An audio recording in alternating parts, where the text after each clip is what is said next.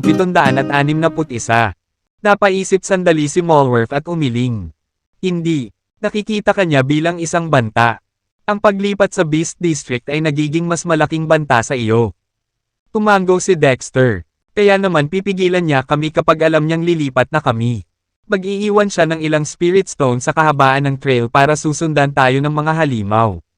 Nagkataon. Kailangan ko pa rin ng maraming Spirit Stones. Napagtanto ang Malworth. Oh, magandang ideya, Mr. Cruz. Kaya hindi ka talaga lilipat sa Beast District. Gusto mo talagang isabotahe ka ng Camp South Master para makakuha ka ng mas maraming Spirit Stones. Kung mag-set up kami ng base ay hindi ang pangunahing punto. Sabi ni Dexter, depende sa sitwasyon. Kung maaari, gusto ko talagang mag-set up ng base sa Beast District. Nag-thumbs up si Malworth sa kanya. Iyan ay isang magandang plano. Mr. Cruz, sasabihin ko sa Camp South Master na lilipat na tayo ngayon. Tahan na, sabi ni Dexter. Tumigil si Malworth sa kanyang kinatatayuan. Ano pa ang kailangan mo? Mr. Cruz, sabi ni Dexter. Binigyan kanya ng spirit pill. Diba, kung naabsorb mo ang lahat ng kapangyarihan nito, dapat kang maging isang legates. Napuno ng kahihiyan ang mukha ni Malworth. Ang pagkakataon ng tagumpay ay 80%. Hindi ka gaanong nag-improve. Kaya sa kasalukuyan mong kapangyarihan, maaaring maghinala ang Camp South Master. Sabi ni Malworth, tingnan kung makakaisip ako ng dahilan. Ngunit ito ay magiging mapanganib. Pa rin. Tatapusin ko ang trabaho ko. Mr. W. Naputol ang kanyang kalagitnaan ng paglalagay ni Dexter ng kanyang kamay sa balikat ni Malworth at naglabas ng lakas sa katawan ni Malworth. Naramdaman ni Malworth ang isang hiwa ng malamig na enerhiya na lumalangoy sa kanyang katawan. At ito ay isang kakaibang pakiramdam. Noong una, nakaramdam siya ng takot. Anong ginagawa mo? Mr. Cruz, sabi ni Dexter. Huwag kang magsalita. Ngayon sundin ang aking lakas at linangin. Tinuturuan ako ni Mr. Cruz. Sa pamamagitan ng mga elemento. Ito ay isang bihirang pagkakataon talaga. Tuwang-tuwa. Ginawa ni Malworth ang sinabi sa kanya. Pagkaraan ng 10 minuto, inilabas ni Dexter ang kanyang enerhiya. Ngunit patuloy na lumalangoy ang isang surge ng enerhiya sa loob ng Malworth. At ito ay lumalaki sa laki. Madaling makontrol ng Malworth ang enerhiya na ito. Para bang kamag-anak niya ang surge of energy na ito. Teka, ang enerhiyang ito ay ipinanganak sa loob ko. Maaari na akong lumikha ng enerhiya ngayon. Ibig sabihin, legates ako, wala pang 10 minuto, at nag-power up na ang Malworth. Siyempre, natuwa siya, natupad na rin sa wakas ang kanyang pangarap. Nangingilid ang luha sa kanyang mga mata habang nakaluhod. Salamat, Mr. Cruz. Hindi ako makapagpasalamat sa'yo. Kinaway-kaway ni Dexter ang isang kamay. Ayos lang. Alis na. At mag-ingat ka. Opo. Ginoo. Dahil doon, nagmamadaling umalis si Malworth. Nawala ang kanyang huling hiwa ng rebelyon matapos siyang tulungan ni Dexter na mag-level up. Hindi lamang siya nagkaroon ng malaking pakinabang sa pagtatrabaho para kay Dexter. Ngunit ang mga turo ng huli ay nakatulong din sa kanya na lumakas din. Sa kabilang banda, ang pakikipagtulungan sa Camp South Master sa loob ng 2 taon ay wala siyang nakuha kundi isang spirit pill. Ang pagkakaiba sa pagitan ng 2 tagapag-empleyo na ito ay nakakagulat. Upang sabihin ang hindi bababasa, hindi nagtagal ang Malworth bago bumalik sa Camp South. Nang makilala niya ang Camp South Master, lumuhad siya at nagulat. Guro, may dala akong mahalagang balita. Walang tiyaga, tinabi ng Camp South Master. Magsalita ka. Ayon sa mga mapagkakatiwalaang mapagkukunan, si Dexter at ang kanyang Centuria ay lilipat sa Beast District at magtatatag ng isang kampo. Ano? Ang balita ay dumating bilang isang shocker. Sigurado ka bang mapagkakatiwalaan ang iyong mga source? Lubos na maaasahan. Gagawa siya ng kanyang paglipat sa loob ng ilang araw. Hindi makapaniwala ang Camp South Master. Pero bakit? Hindi ba niya alam na malaki ang gasto sa pagtatatag ng teritoryo dito? Akala ko may pakialam siya sa mga kababata niya. Bakit niya sila isinakripisyo para lang makapagtatag ng kampo? Tinabi ni Malworth. Guro, minamaliit mo ang pang-akit ng posisyon ng isang camp master. Ang pag-alay ng ilang buhay ay wala sa harap niyan. Tumango ang Camp South Master. Maganda ang punto mo. Hindi ko hahayaang mangyari iyon. Hindi ko siya hahayaang maging Camp Master. Hindi ko pa siya gaanong kilala. Kaya baka may mga pakulo pa siya. Kung pabigla-bigla nating atakihin siya habang patungo siya sa pagtatatag ng kampo. Baka bigla siyang maglabas ng isa pang trumpo. Ang posibilidad ay mababa ngunit hindi zero. Ang bagay na ito ay napakahalaga sa kaligtasan ng mga kampo. Kaya naman, nagkaroon ng desisyon ang Camp South Master pagkatapos ng ilang sandali ng deliberasyon. Sabi niya, magandang trabaho, Malworth. Talagang mahalagang impormasyon iyon. Baka umalis ka na. Magtatakda ako ng ilang mga countermeasure. Nabigo si Malworth. Yun lang. Ilang papuri. Wala man lang nasa salat. Mukhang matalino ang desisyon kung ipagkanulo siya. Pagkatapos noon, nagdahilan si Malworth. Nang wala na siya, ipinatawag ni Camp South Master si Sunshade. Tinabi ni Sunshade, ano ang iyong mga order? Guro, tinabi ng Camp South Master. Ang Centuria ni Dexter ay lilipat sa Beast District. Gusto niyang magtayo ng bagong camp. Ano? Tuwang-tuwa. Tinabi ni Sunshade. Magandang balita iyan. Ang pagtatatag ng isang bagong kampo ay magpapababa ng kanyang mga numero dahil ang mga hayop ay patuloy na aatake sa kanila. Napabuntong hininga ang Camp South Master. So, ang mga nasawi ay binubuo lamang ng mga regular na miyembro. Magiging maayos si Dexter at ang kanyang mga tinyente. At sila ang tunay na banta. Kapag nakabili na sila sa distrito, banta sila sa atin. Napasinghap ng mariin si Sunshade. Magandang punto, Guro. Kung gayon ano ang dapat nating gawin? Pagkaraan ng ilang sandali ng pag-iisip, tinabi ng Camp South Master. Kailangan nating ilagay ang ating pananampalataya sa mga hayop. Tingnan mo kung mapipigilan nila si Dexter. Sa maingat na tono, tinabi ni Sunshade. Guro, iminumungkahi mo ba na maghagis tayo ng ilang spirit stone sa kanilang landas? Tumango ang Camp South Master. The more the better. Mas mainam kung maaari nilang putulin ang 1,000 hayop bago pa man sila makarating sa distrito ng Centuria. Pagkatapos ay kailangan nilang harapin ang Primordial Beast. Tisirain sila ng halimaw para sa atin. Nakikita ko, Master, agad-agad. Mabilis na kumuha si Sunshade ng ilang spirit stones. Isinaalang-alang niya ang kanilang kalagayan at binawi ang 300 bato sa ngayon. Ito ay sapat na upang maakit ang humigit kumulang 600 hayop. Dahil nakapatay na si Dexter ng higit sa 100 sa puntong ito.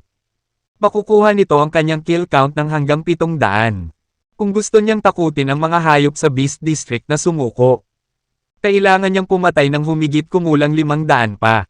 Tapat na iyon para mapuko ang Primordial Beast. Inilatag ng Sunshade ang mga bato sa daan na dadaan ni Dexter at ng kanyang hukbo. Nang sabihin sa mga tauhan ni Dexter ang kanilang paglipat, natarante sila at hindi sumang-ayon sa desisyon. Ginoo, Cruz, ayos na kami dito. Bakit tayo biglang gumalaw? Oo, ito ang aming tahanan. Kailangan na ba nating umalis? Mr. Cruz, mayroon ka bang ibang paraan? Umiling si Dexter at sinabing, please rest assured, ang aking pagsasaayos ay makikinabang lamang sa lahat. Hindi ito magdudulot sa iyo ng anumang pinsala. Nagsimulang tumugon ang lahat. Commander Cruz, syempre naniniwala kami na hindi mo kami sasaktan. Gayunpaman, gagawin ng mga halimaw na iyon.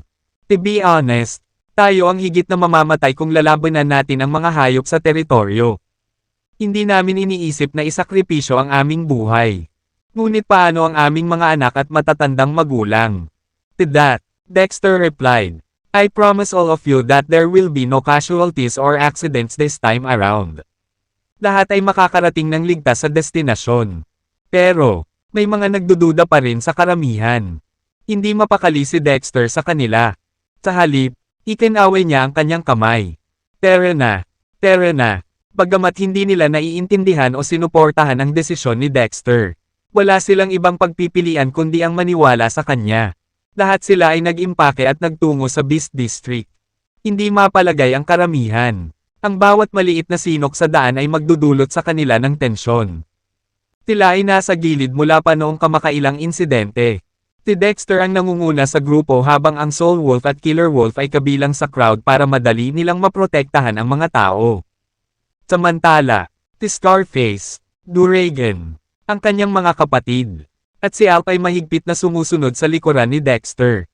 Naghahanap sila ng anumang palatandaan ng Heavenly Spirit Stones. Pagkatapos ng mahigit isang oras na paglalakad, biglang huminto si Scarface sa kanyang kinatatayuan at napatigil din ang grupo. Maghintay ka, pakiramdam ko ay nararamdaman ko ang aura ng isang Heavenly Spirit Stone. Alp, Duragan, kumusta na kayo? Napabulala si Yuligan. Napakalakas ng aura ng Spirit Stone. Siguradong marami sila sa unahan natin. Tara na at tingnan natin. Pinilisan ni Yuligan at ang iba pa na sinundan sila ni Dexter. Pagkatapos ng maikling paglalakad, napadpad sila sa Heavenly Spirit Stone sa gitna ng ilang mga palumpong. Sabi ni Scarface, bantayan ang paligid habang papasok ako at kinukuha ang Heavenly Spirit Stones. Mula sa malakas na aura, sigurado akong marami sila. Dahil doon, pumunta siya sa malalaking palumpong at nagsimulang maghanap para sa Heavenly Spirit Stones. Maya-maya, biglang sumigaw si Scarface. Oh my God! Ano ito? Nagsimulang magpanik si Alp at ang iba pa. Scarface, okay ka lang. Parang excited ang Scarface. At nanginginig ang boses niya. Napakaraming Heavenly Spirit Stones. Diyos ko, hindi pa ako nakakita ng napakaraming Heavenly Spirit Stones sa buhay ko. Ilan ba talaga? Napukaw ang curiosity ng lahat. Dati nang makakita sila ng 50 Heavenly Spirit Stones. Isa na itong record.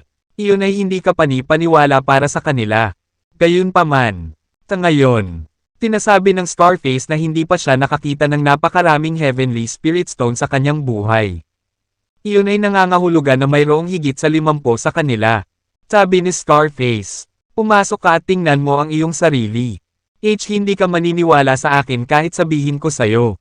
Nagpalitan ng tingin ang iilan sa kanila bago sinabing, pumasok tayo at tingnan natin.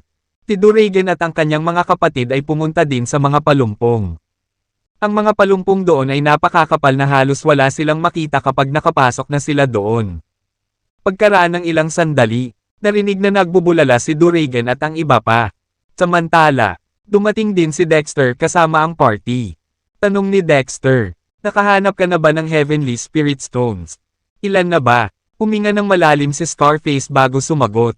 Mr. Cruz, hindi natin matiyak sa ngayon. Ngunit ang isang magaspang na pagtatansya ay nagsasabi sa akin na mayroong higit sa 100 sa kanila. Mahigit 100. Talagang nagulat si Dexter sa balita. Ilabas ang lahat ng Heavenly Spirit Stones. At magbilang tayo. Isa-isang itinapon ang Heavenly Spirit Stone sa mga palumpong at sinalo ni Dexter gamit ang kanyang enerhiya. Pagkatapos ng isang round ng pagbibilang, napagtanto nila na mayroong higit sa 150 mga bato. Iyon ay 2 o 3 beses na mas malaki kaysa sa nakolekta nila dati. Masayang itinago ni Dexter ang mga bato at nagpatuloy sa pakikipagsapalaran kasama ang party. Pinalaan siya ni Scarface. Mr. Cruz, mag-iingat na tayo mula ngayon. Nang magkaroon kami ng 50 Heavenly Spirit Stones, nakaakit kami ng higit sa 100 hayop. Ngayong mayroon na tayong higit sa 150 mga bato ng Espiritong Langit. Malamang na makaakit tayo ng higit sa 300 mga hayop. Magiging makukulit. Dito, tumugon si Dexter. Mag-focus ka lang sa paghahanap ng Heavenly Spirit Stones. Huwag palampasin ang isa sa kanila. Ipaubaya mo sa akin ang natitira. Naiintindihan. Nagpatuloy ang grupo sa unahan. Gayunpaman, ang lahat ay nag-iingat pagkatapos dahil alam nilang maaaring may isang pagsalakay ng mga halimaw na darating sa kanila. Bahagyang wala pang isang oras. Nakarinig sila ng malalim na ingay na papunta sa direksyon nila. Alam ng lahat na sinisingil sila ng mga halimaw. Nagsimula silang magpanik, at nagkaroon ng kaguluhan. Tigaw ni Dexter, tumahimik ka, magpatuloy sa paglalakad kasama ako. Iingatan ko kayong lahat. Ang mga salita ni Dexter ay nakapagpatahimak sa kanila. Ang partido ay nagpakatatag bago ginawa ang sinabi sa kanila. Boom! Boom! Ang mga hakbang ay papalapit na sa kanila ng pangalawa. At nagsimula na naman silang magpanik. Ang dagandong ay tila mas malakas kaysa sa mga halimaw na nakatagpo nila noong nakaraan. Sa pagkakataong ito, nang salakayin sila ng mga hayop, lumitaw ang isang buhawi. Ang mga puno ay umundag ng marahas na naputol ang mga sanga. Natakpin ng maitim na ulap ang kalangitan. Ang aura ay sobrang nakakatakot na para bang ang kamatayan ay darating para sa kanila. Ito ay isang suffocating sensasyon. Dagendong. Sa wakas, lumitaw ang isang halimaw sa linya ng paningin ng karamihan. Isa itong itim na oso na kasing laki ng isang kotse. Kasing laki ng pala ang mga palad nito. Isang indayog at nagawa nitong basagin ang isang puno sa malapit. Ang halimaw ay napaungol at lumukso sa hangin. Papalapit na ito sa mga tao. Nagsimulang maghiyawan ang mga tao. Tigaw ni Dexter. Huminahon ka at huwag kang magpanik.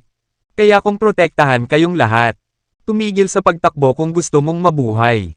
Kung tatakbo ka, tiyak na mamamatay ka. Para sa mga tao, si Dexter ay katulad ng isang Diyos. Dahil dito, nakinig sila sa kanya, kahit na ang kanilang buhay ay nakataya. Karamihan sa kanila ay nagpasya na huminto sa pagtakbo at panatilihin ang kanilang mga porma sayon. Iilan lang ang tumakas sa grupo. Noon, ang itim na oso ay nasa itaas na ng mga ulo ng grupo at malapit nang bumagsak sa kanila. Ang malaking katawan na iyon ay halos kasing laki ng isang kotse.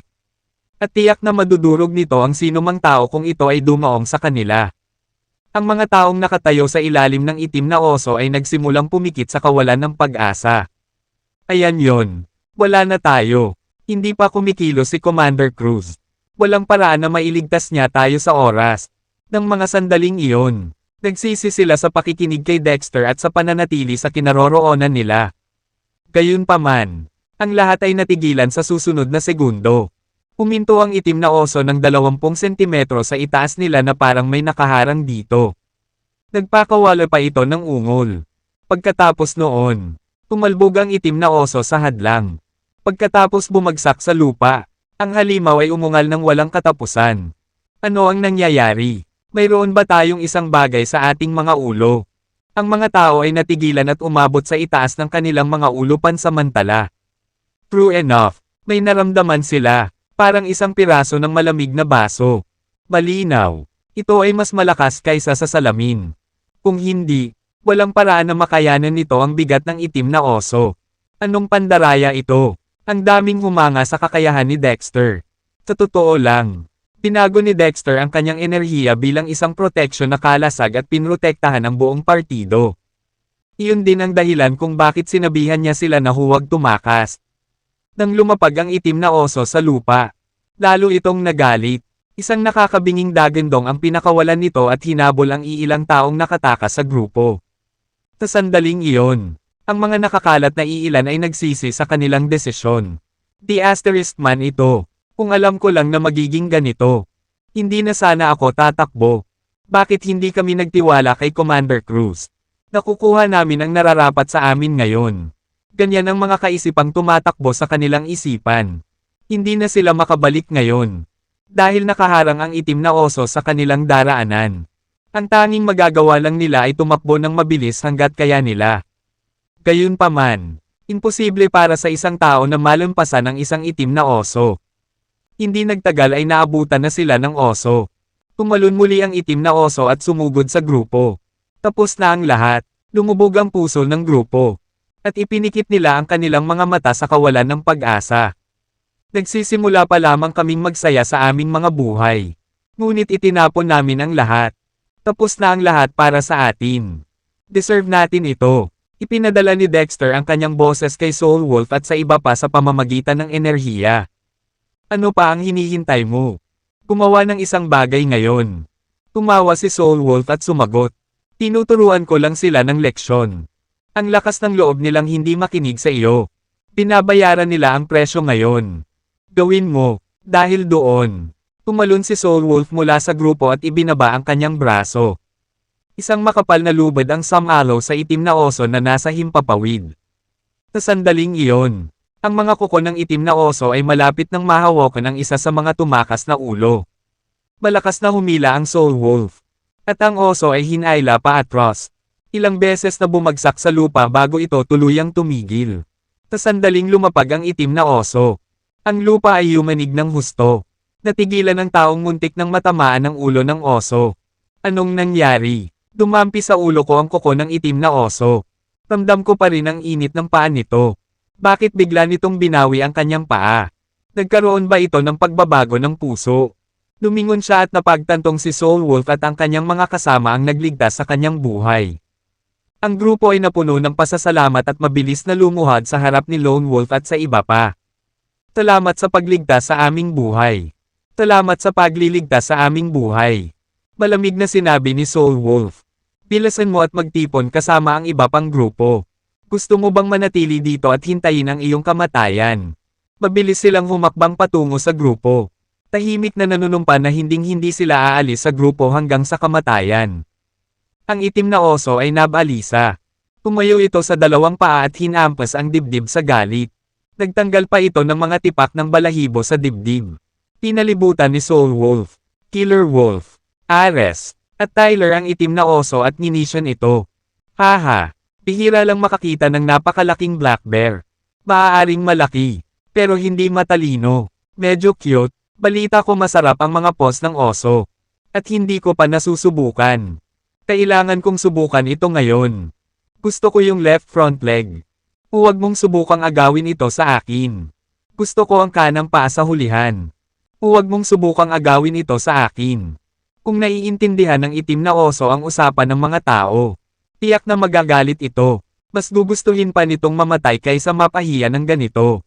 Ang itim na oso ay sumugod patungo sa Soul Wolf sa galit na galit.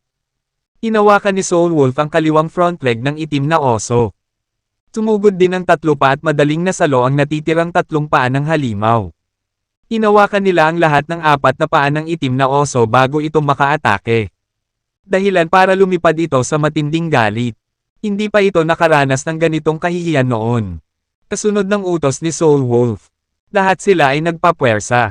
Sabay-sabay na natanggal ang apat na paa ng itim na oso. Ang itim na oso ay nagpakawala ng isang desperado at trahedya na sigaw bago namatay sa lugar. Sa pagtingin sa malalaking paws ng oso, maglalaway na si Soul Wolf. Narinig ko na ang mga paws ng oso ay mahusay para sa pagpapakain. Ipagdiwang natin ito ngayong gabi. Nagsalita si Dexter. Soul Wolf, keep your bear paw. Maaari ninyong ibahagi ito sa inyong mga sarili. Ibigay ang iba pang tatlong paa sa mga bata upang kainin para sa kanilang pagpapakain. Oo naman. Sumang-ayon kaagad si Soul Wolf. Matapos harapin ang itim na oso, dumating ang pangunahing puwersa ng hukbo ng hayop. Ang hukbong halimaw na ito ay siksikan. Imposibleng makita ang dulo ng hukbo sa isang sulyap. Ang mga dagandong ng iba't ibang mga hayop ay naghalo, na ginagawa itong mas nakakatakot. Ang malamig na mga kislap na naaninag mula sa kanilang matutulis na mga kuko ay nagpang-inig sa mga tao sa takot. Hindi pa sila nakaharap ng ganoon kalaking grupo ng mga mababangas na hayop. Hindi pangkaraniwan ang makakita ng ganoong eksena dahil kakaunti lang ang makikita nilang halimaw sa buong buhay nila. Hindi nabalitaan ang napakaraming hayop na nagtitipon. Gayunpaman, nang makita nila kung gaano kalmado si Dexter, nakaramdam sila ng kagaanan. Ang mga mabangis na hayop ay sumugod patungo sa kanila. Sinusubukang salakayin ang mga taong ito. Gayunpaman, ang hindi nakikitang kalasag ay nagawang protektahan ang grupo. At ang mga hayop ay hindi makalusot dito. Nataranta ang grupo ng mga hayop. Hindi pa sila nakatagpo ng ganoong kakaibang bagay. Malinaw na wala sa harap nila. Ngunit hindi sila makamove forward. Malamig na utos ni Dexter. Patayin silang lahat. Sa pag-echo ng kanyang sigaw. Ang Soul Wolf, Killer Wolf, Alfred, Ares, Nameless, at Tyler ay lumundag palabas ng grupo at sumugod sa mga halimaw bago sila nagsimulang makipaglaban ng mabangis. Dahil doon, ibinaling ng hukbo ng hayop ang atensyon nito kay Soul Wolf at sa iba pa. Ang mga halimaw ay sumugod sa kanila sa galit na galit. Si Soul Wolf at ang iba pa ay buong tapang na lumaban. Hindi nila ginamit ang kanilang lakas para salakayin ang mga hayop. Sila ay umasa lamang sa kanilang lakas. Dahil ang pakikipaglaban tulad nito ay mas panabik. Ang mga tunog ng labanan. Ang mga hiyawan at dagandong ng mga hayop. At ang sigaw ng digmaan mula sa Soul Wolf at ng iba pa ay pumuno sa buong lugar. Nagkagulo sa lahat ng dako. Nakapatay sila ng maraming hayop, na naging sanhi ng pagkahulog ng mga hayop sa paligid nila sa mga tambak. Gayunpaman, Napakaraming mga hayop. Ito ay walang katapusan. Ngunit ang Soul Wolf at ang iba pa ay lumaban ng mas mahigpit habang mas matagal ang kanilang laban. Nang makita ito, umulo ang dugo ng mga manunood sa pananibik.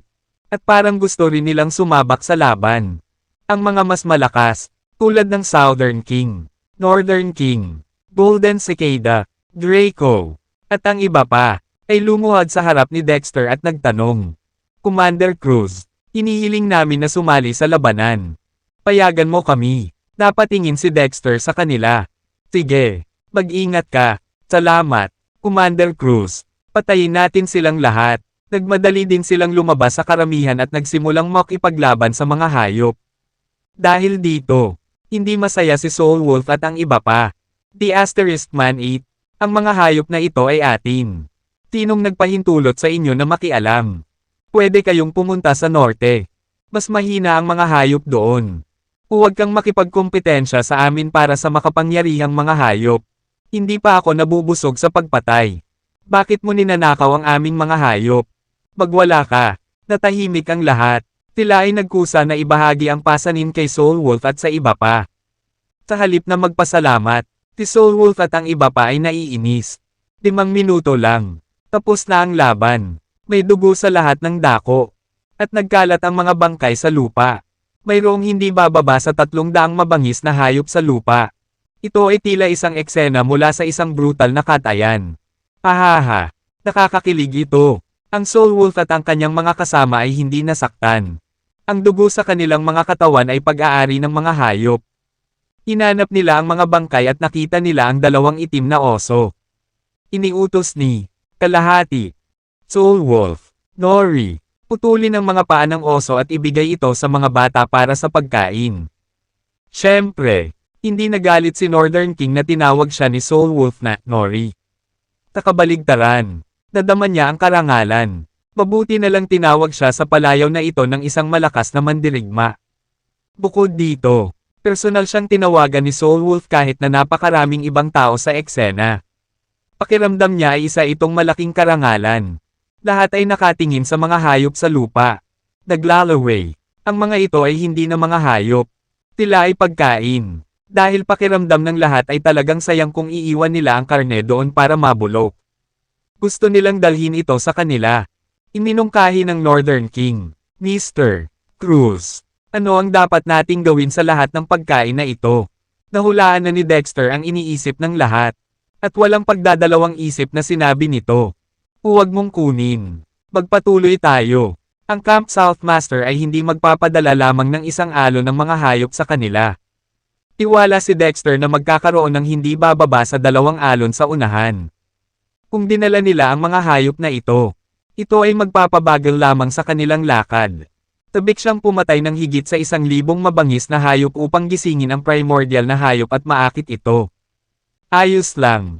Nabigo ang lahat. Ngunit walang nang ahas na pabulaanan si Dexter.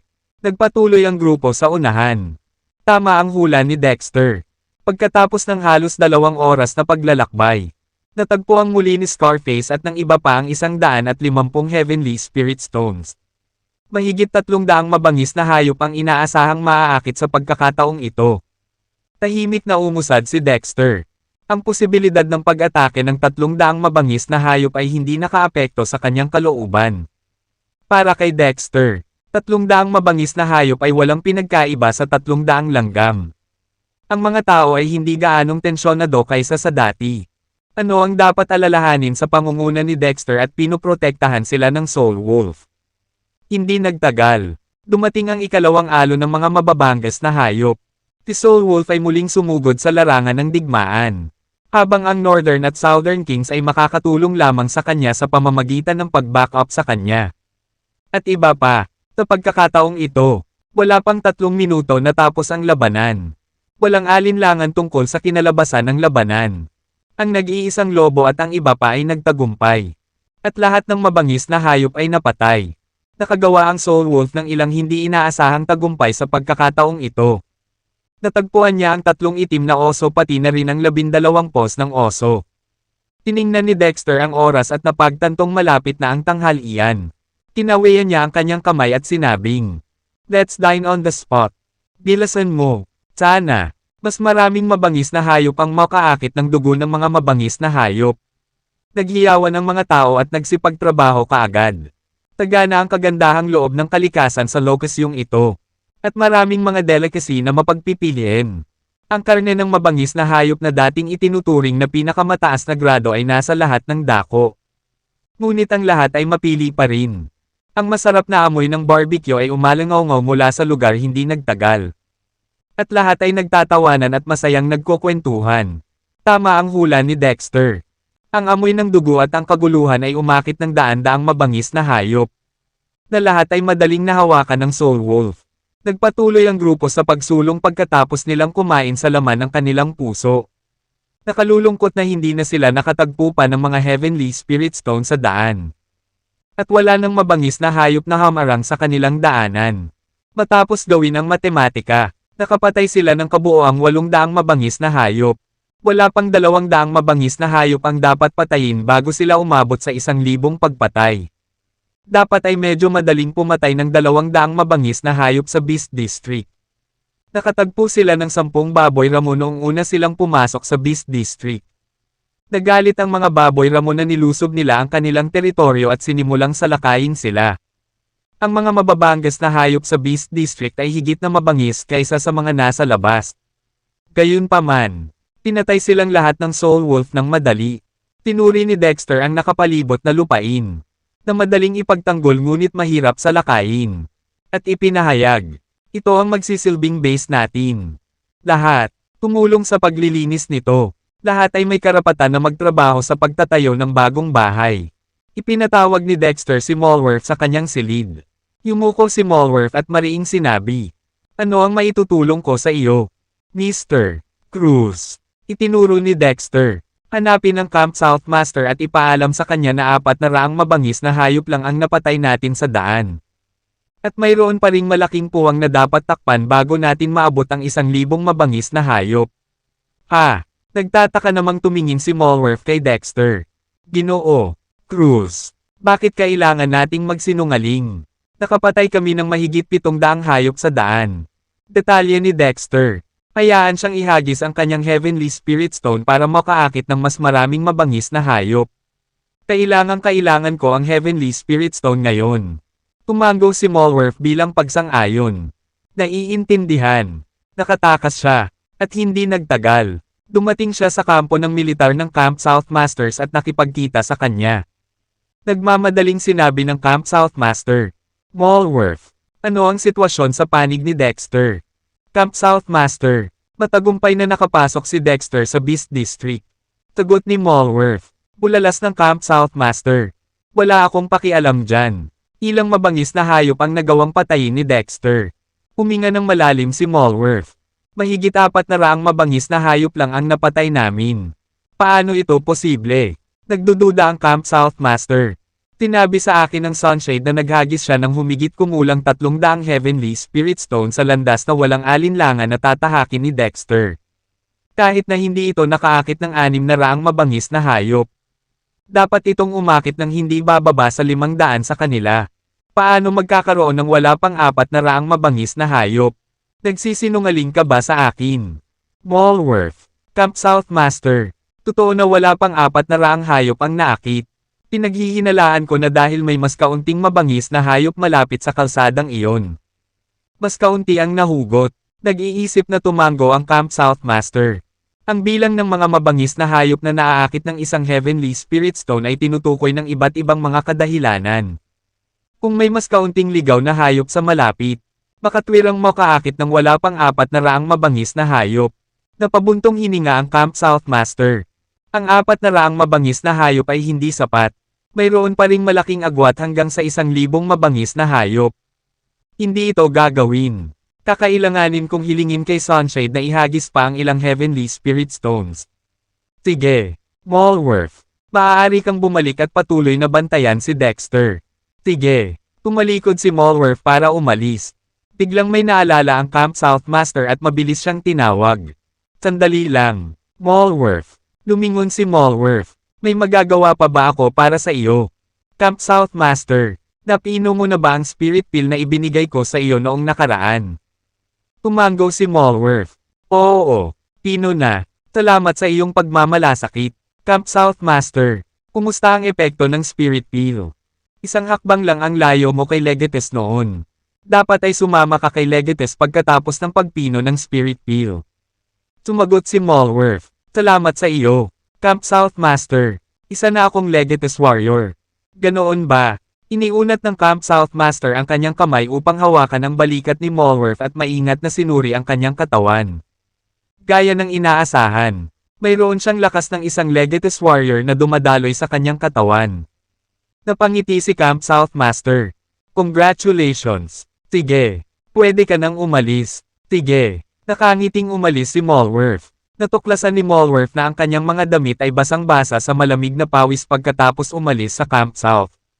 Alam niyang sinusubukan siya ng Camp South Master nang tanungin niya ito tungkol sa kanyang lakas. Siguradong naghinala ang Camp South Master na nagsumite siya kay Dexter at ang Spirit Peel ay ibinigay kay Dexter. Hindi sana aaban si Malworth sa ranggo ng Legates kung hindi niya pinino ang Spirit Peel. Nakabutihang palad. Matagal nang inasahan ito ni Mr. Cruz. Kaya ginabayan niya ako at tinulungan ako sa pagsulong sa ranggo ng Legates. Gaya ng inaasahan sa isang mandirigma sa antas ng commander. Tiyak na pinag-isipan ito ni Mr.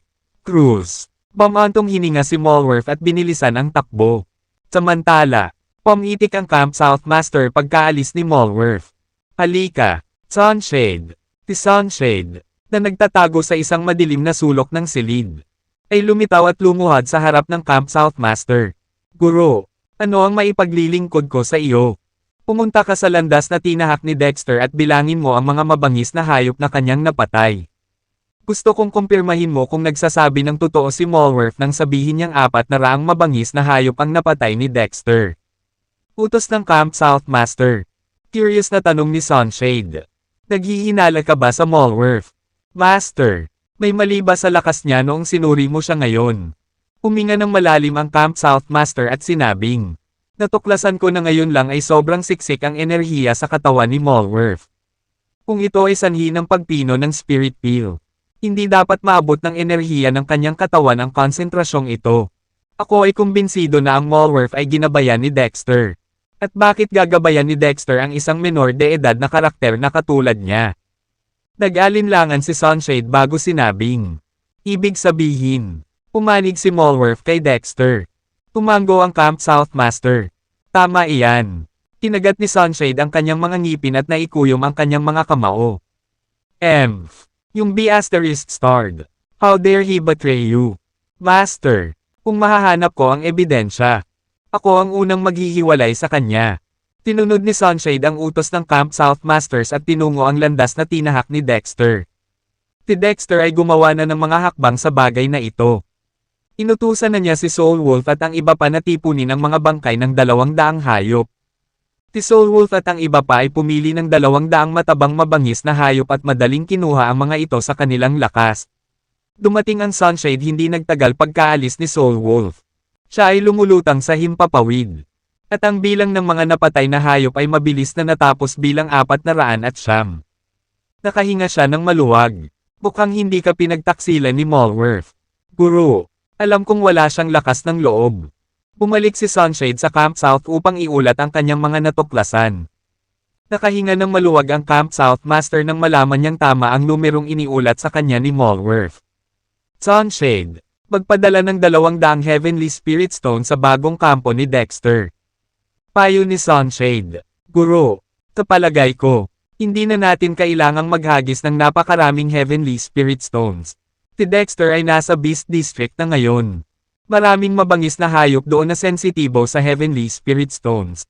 Sa palagay ko ang paghagis ng 100 Heavenly Spirit Stones ay maaaring makaakit ng 100 mabangis na hayop. Mas mabuting maging ligtas kaysa magsisi. Nakarating na tayo sa isang kritikal na yugto ngayon. Hindi namin kayang magkamali. Tumango si Sunshade. Naiintindihan. Aayusin ko kaagad iyon. Tinakay ni Sunshade ang bagong kampo ni Dexter ng 200 Heavenly Spirit Stones. Ang bagong kampo ni Dexter ay isang kaparangan pa rin noon. Ang kanyang mga tao ay naglinis ng isang bukas na espasyo. At walang mga infrastruktura o silungan sa lugar.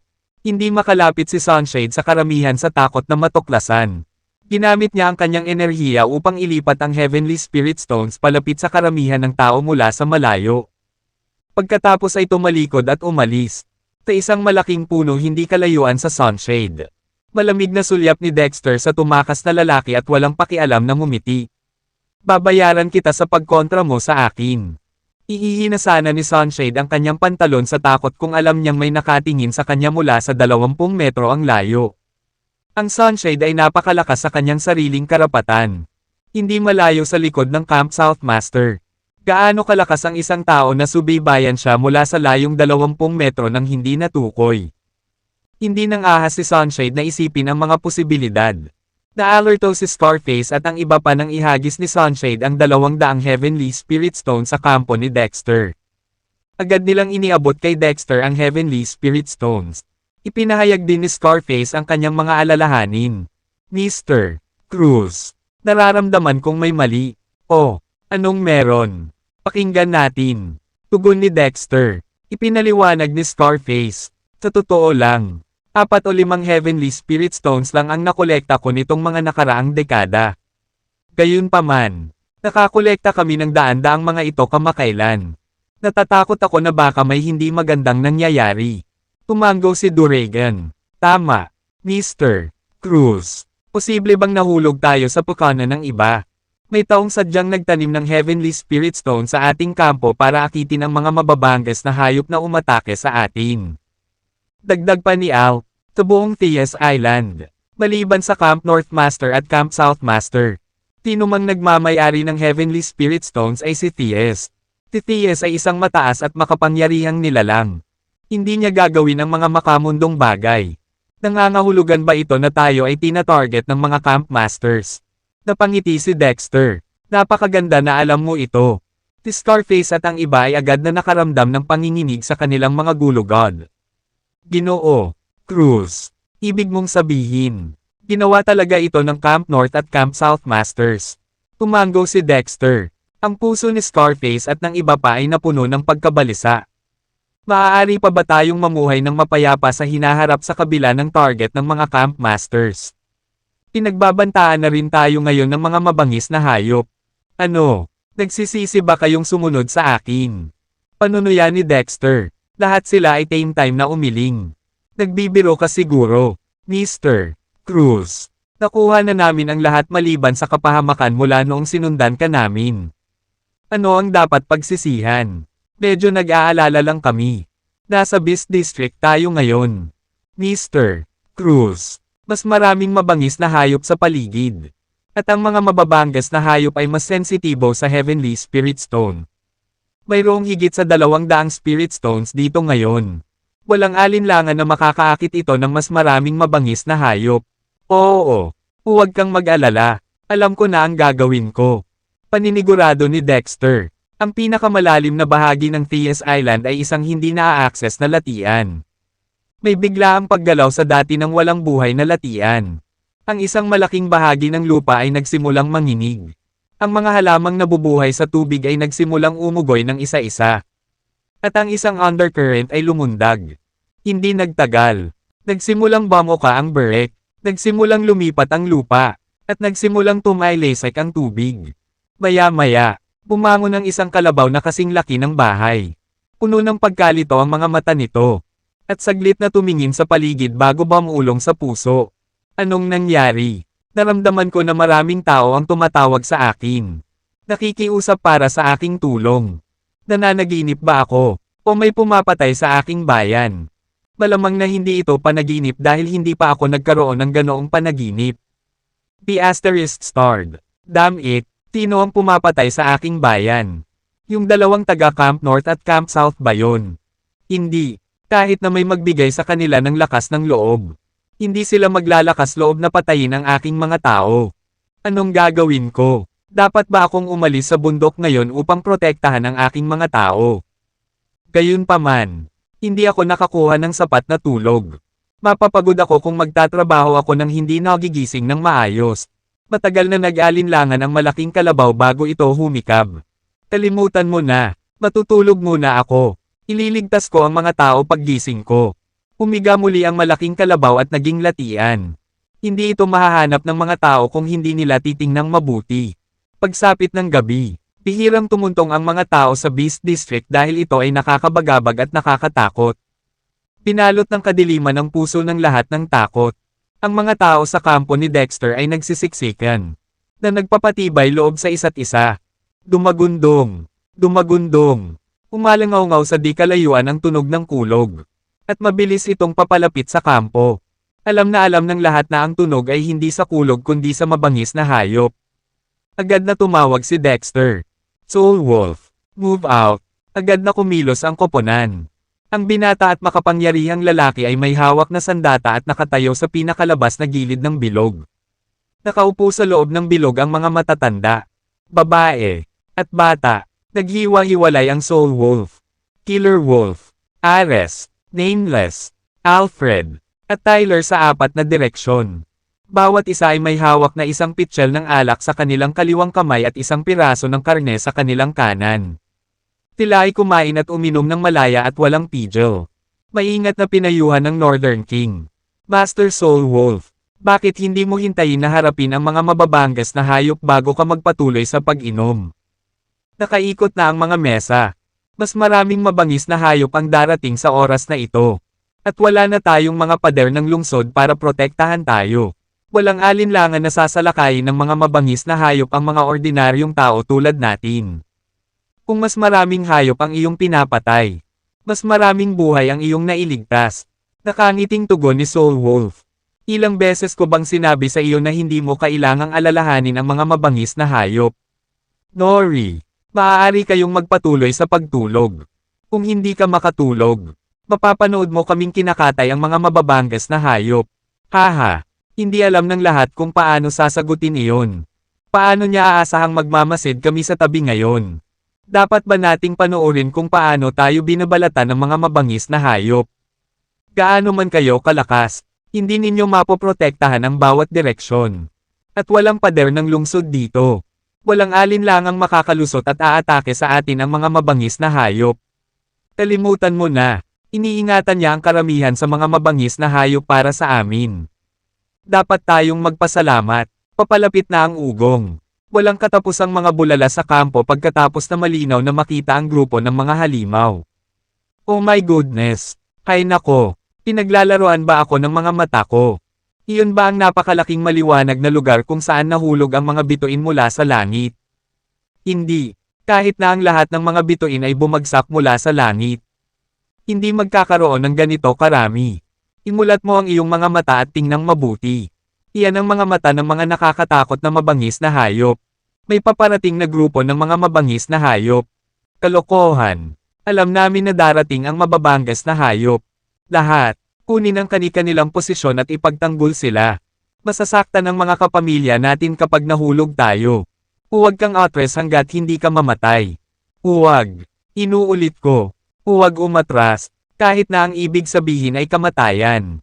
Kawakas ay dumating na ang grupo ng mga mababangas na hayop. Bagamat nakahanda na ang lahat, laking gulat pa rin nila nang makita ang grupo ng mga mababangas na hayop. Napakaraming mabangis na hayop, napakarami upang mabilang. Ang kawan ng mga mababangas na hayop ay tila walang katapusan. At hindi nila makita ang wakas. Imposibleng sabihin kung ilan ang naroon. Ang ilan ay labis na natakot sa napakaraming mabangis na hayop anupat ang kanilang mga binti ay nanginginig ng hindi mapigilan. Ngunit sila ay tumanggi na umatras dahil ang kanilang mga asawa, mga anak, at mga manliligaw ay nasa likuran nila. Dumagundong. Isang leon ang sumugod sa Soul Wolf. Ang mga ngipin nitong matutulis na labaha ay malamig na kumikinang. Gayunpaman, ang Soul Wolf ay hindi lamang hindi natatakot ngunit nasa sabik din. Ininom niya ang buong bote ng alak sa isang lagok. Pagkatapos ay inihagis niya ang bote sa lupa at sinugod ang leon. Boom! Ang dalawa ay nagbanggaan. At ang leon ay sumabog sa lugar matapos ang Soul Wolf ay natamba sa hangin. Pahaha! Kahanga-hanga iyon. Tuwang-tuwang sigaw ni Soul Wolf at pumasok sa grupo ng mga mababangas na hayop. Isa-isang tumalon si Killer Wolf at ang iba pa sa grupo ng mga mababangas na hayop at nagsimulang makipaglaban. Nangyari pa rin ang pinakakinakabahan ng lahat. Bagamat malakas ang Soul Wolf at ang iba pa, imposibleng maging flawless sila. Maraming mabangis na hayop ang nakalusot pa rin sa kanilang pagkubkob at sumugod sa karamihan. Ang mga lalaki sa pinakalabas na bilog ay itinaas ang kanilang mga sandata at sumigaw. Tisingilan.